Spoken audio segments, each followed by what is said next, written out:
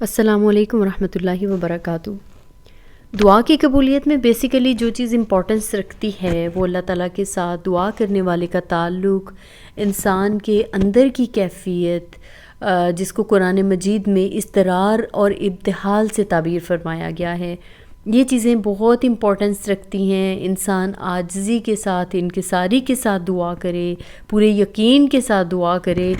پورے الحاح کے ساتھ دعا کرے۔ اس کے علاوہ کچھ خاص احوال ایسے ہوتے ہیں، کچھ اوقات ایسے ہیں جن میں اللہ رب العزت کی رحمت اور عنایت کی خاص طور سے امید کی جا سکتی ہے۔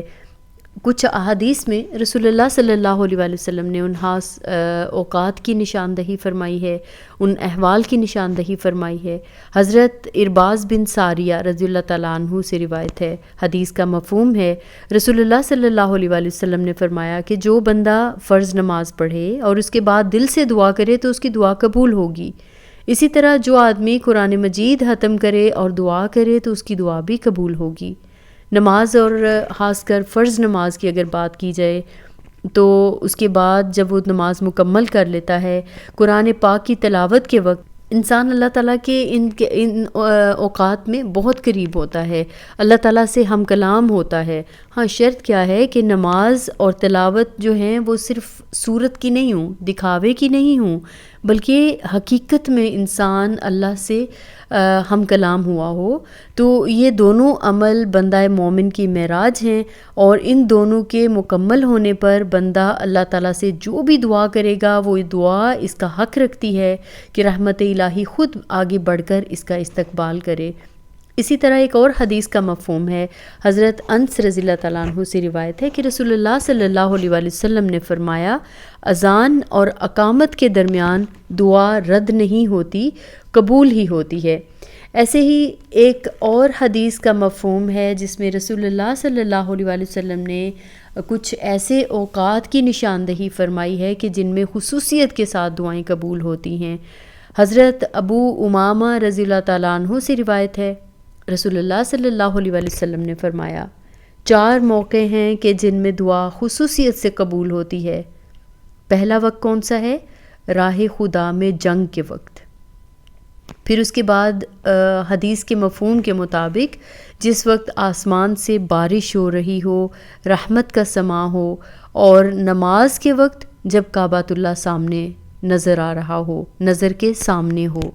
اسی طرح ایک اور حدیث کا مفہوم ہے، حضرت ربیعہ بن وقاص رضی اللہ تعالیٰ عنہ سے روایت ہے کہ رسول اللہ صلی اللہ علیہ وآلہ وسلم نے فرمایا کہ 3 موقع ایسے ہیں ان میں دعا کی جائے تو وہ دعا رد نہیں ہوگی بلکہ لازماً قبول ہوگی۔ ایک یہ کہ کوئی آدمی ایسے جنگل بیابان میں ہو جہاں اللہ کے سوا کوئی اسے دیکھنے والا نہ ہو، وہاں وہ اللہ کے حضور میں کھڑے ہو کر نماز پڑھے اور پھر دعا کرے تو اس کی دعا ضرور قبول ہوتی ہے۔ دوسرا، کوئی شخص میدان جہاد میں ہے، دشمن کی فوج اس کے سامنے ہے، اس کے ساتھی میدان چھوڑ کر بھاگ گئے ہوں، لیکن وہ دشمنوں کے نرغے میں ثابت قدم رہا اور اس حال میں دعا کی تو اس کی دعا بھی ضرور قبول ہوتی ہے۔ تیسرے، وہ آدمی جو رات کے آخری حصے میں بستر چھوڑ کے اللہ کے حضور میں کھڑا ہو اور پھر دعا کرے، یعنی تہجد کے وقت، تو ان 3 بندوں کی دعائیں جو ہیں وہ ضرور قبول ہوں گی۔ آپ دیکھیے، رات کے وقت آخری پہر میں اسپیشلی بہت شدت کی نیند آتی ہے، بہت گہری اور میٹھی نیند آتی ہے۔ اس وقت بستر چھوڑنا بہت مشکل ہوتا ہے۔ آپ ساری رات اگر نہیں سوئے ہیں، لیکن جیسے ہی تہجد کا ٹائم ہوتا ہے تو نیند جو ہے وہ آنکھوں میں ایسے آ جاتی ہے کہ جیسے بس اب سوئے تو دوبارہ پتہ نہیں کب اٹھیں گے۔ تو وہ ایسا وقت ہوتا ہے کہ جب اللہ کے نیک بندے بستر چھوڑ کر اللہ کے حضور میں کھڑے ہوتے ہیں، اور اس وقت جو بھی دعا اللہ سے کرتے ہیں اللہ رب العزت اس کی دعا کو ضرور قبول فرماتے ہیں۔ ایسے ہی ایک اور حدیث کا مفہوم ہے، حضرت جابر رضی اللہ تعالیٰ عنہ سے روایت ہے، بیان فرماتے ہیں کہ میں نے رسول اللہ صلی اللہ علیہ وآلہ وسلم سے یہ بات سنی ہے کہ رات میں ایک خاص وقت ہے،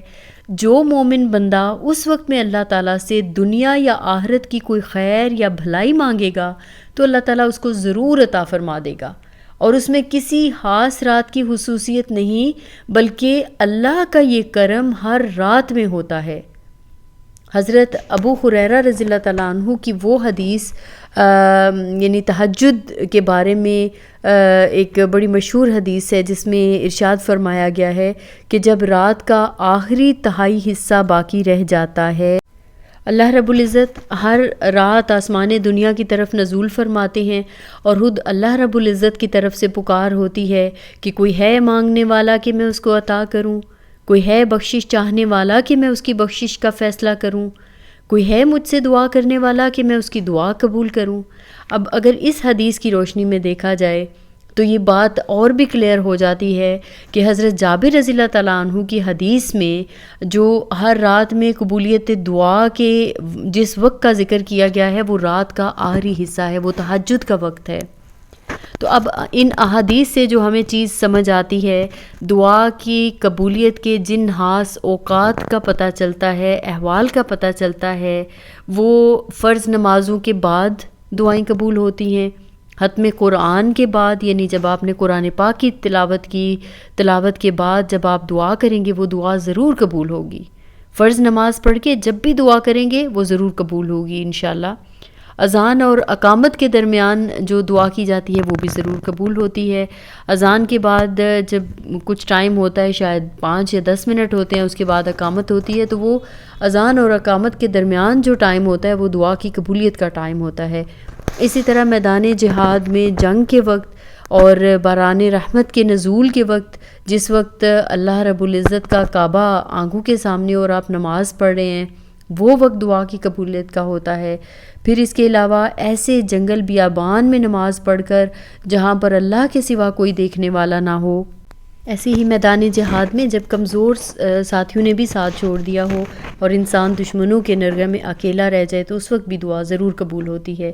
ایسے ہی تہجد کے وقت کی دعا، یعنی رات کے آخری حصے میں جو دعا کی جاتی ہے وہ بھی قبول ہوتی ہے۔ شب قدر اور عرفہ کے دن میدان عرفات میں جمعہ کی خاص ایک گھڑی ہوتی ہے، جمعہ کے دن پورا اس دن میں کوئی ایک خاص وقت ایسا ہوتا ہے جس وقت دعا ضرور قبول ہوتی ہے۔ ایسے ہی روزہ افطار کے وقت بھی دعا ضرور قبول ہوتی ہے۔ سفر حج میں، جہاد کا سفر ہے یا انسان بیمار ہے، انسان سفر کی حالت میں ہے، تو ان اوقات میں بھی دعاؤں کی قبولیت کی خاص جو ہے نا وہ توقع دلائی گئی ہے کہ ان اوقات میں بھی دعائیں ضرور قبول ہوتی ہیں۔ بہرحال یہ بات ذہن میں رکھنی چاہیے کہ دعا کا مطلب دعا کے الفاظ اور صرف اس کی صورت نہیں ہے، بلکہ اس کی حقیقت کیا ہے۔ پودا اسی دانے سے اگتا ہے جس میں مغز ہو۔ دعا قبولیت تبھی ہوتی ہے جب دل سے کی جائے،